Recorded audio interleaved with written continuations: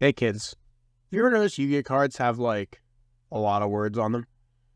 Boy, there sure is a lot going on in there. I sure hope I don't miss anything. Yeah, that's the intro. So a lot of you are probably familiar with the concept of secret effects because of the MBT Twitter thread. Yeah. Okay. Okay. Alright, well, Yeah, change it. yeah, just, Hey everybody, Joseph Rothschild here, aka MBT, sorry. and we're back with another Driving Twitter thread. fast. Do you mind just, This one on getting that? baby. You want me to change it? Yeah, please. But for those not in the loop, sometimes cards get played because of one or two effects and only those effects, which leads to text getting buried between or after the effects that matter, and often being overlooked in the process of skimming the card text. For my favorite example of this, here's Illusion of Chaos. You know this 7-star ritual for being both a way to search Magician Souls and a card Souls can mill for cost, but did you know that if you go through the hoops to summon the thing, it's actually a pretty powerful monster to gate? Wouldn't expect most players to know that because anybody that got past the search effect probably stopped reading after special summon one Dark Magician from your graveyard, but yeah, after you summon back DM, it negates a monster effect, which is pretty sweet. It's a real shame this effect never has a chance to go off even in Dark Magician decks, but such is the fate of good cards with blue borders, I guess. Hey, speaking of cards with blue borders, did you know Saravis is actually able to negate special summons by bouncing itself? Pretty sweet, given that it's now back in hand to use the effect it's known for, just in time for mid-lunch, but sadly, in order to set this up, you need to actually ritual summon Saravis, which I'm not convinced has ever happened, and if you try to tell me it has, I will plug my ears and close my eyes and go la la la la la, I can't hear you until you leave. Another fun secret effect is definitely Water Enchantress's effect to activate from deck any field spell that mentions the adventure token. This is definitely the effect that's most likely to have been used in a duel, because back when Ancient Fairy Dragons Errata was released, some Apex gamers floated the idea of playing a target for this effect in Plunder, because you can normal summon Golden Hair and then Synchro Golden Hair and Enchantress for AFD, pop a field spell and search Shipyard.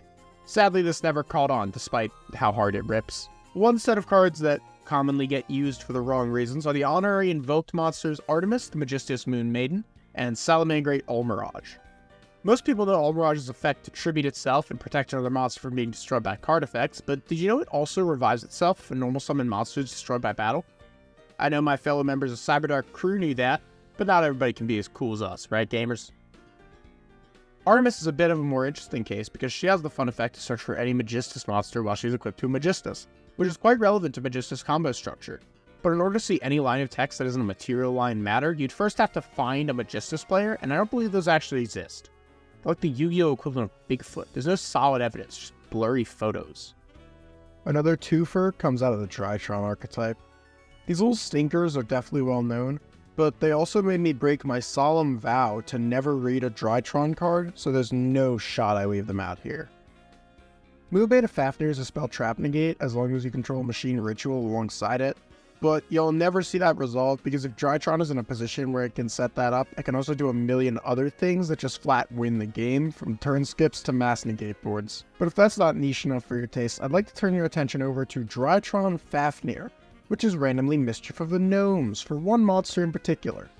Why it reduces levels, I have no clue, but I assume it has something to do with their Sarctic, given Konami's repeated attempts to tie the two archetypes together, despite both of them locking you out of at least one major aspect of the other.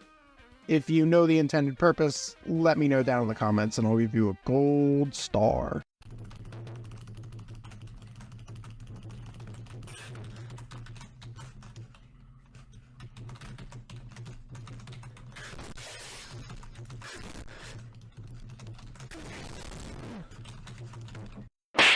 Good job! I only have time for one more, so here's one that you might not have caught unless you're truly Dino Brain in a way no human ever should be. Did you know Dino Wrestler Pankratops doesn't have to tribute itself? It can tribute any Dino Wrestler you want. But because there's not a second good Dino Wrestler, we just have to accept losing that big, beefy 2600 body. I mean, what else are you gonna do? Special summon Silasat? Oh, wait. Wait, this needs it too. Oh my god, holy Schmidt! Dino Sprite!